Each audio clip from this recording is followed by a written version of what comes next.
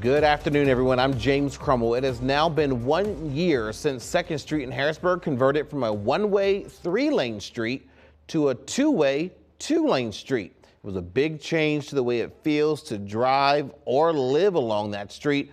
But what kind of impact has the change had on safety? Seth Kaplan joins us live now in Harrisburg with the answer. Good afternoon, Seth. Hey, James. Yeah, we're here at the intersection of 2nd and Verbeck Streets. You know, the two-way conversion from all the way up there at Division Street all the way down to Forster Street was just one of the changes. You also have these roundabouts now, 3 of them along the stretch. You have raised crosswalks like that one right there. Now, before the conversion, folks had different ideas in terms of whether they liked the idea or not. Almost everyone agreed on one thing. The construction was a mess. Took a lot longer to start than it was supposed to because of the pandemic, then took longer to complete because of complexities with utility lines. So now that it's done, though, how are things going? Well, the total number of accidents is about the same as before, although the total number of what are called reportable accidents, accidents with injuries and so forth, actually down from the last full year before the construction started. And this is interesting. Crime is also down significantly. Whoever the engineers are that worked on this street, 2nd Street in Harrisburg, should be congratulated and thanked, and should be very proud for doing what is not the norm in most places, and I'm really happy to see it.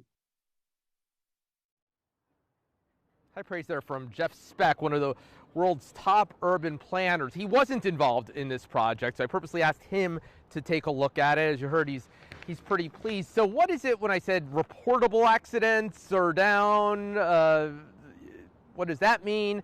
What do folks who live here think about all this?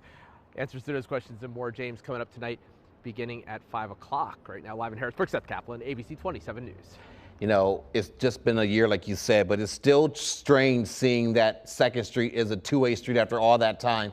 Seth, you mentioned that crime is down because of this. Does that have anything to do with the accidents, or is there something else involved there?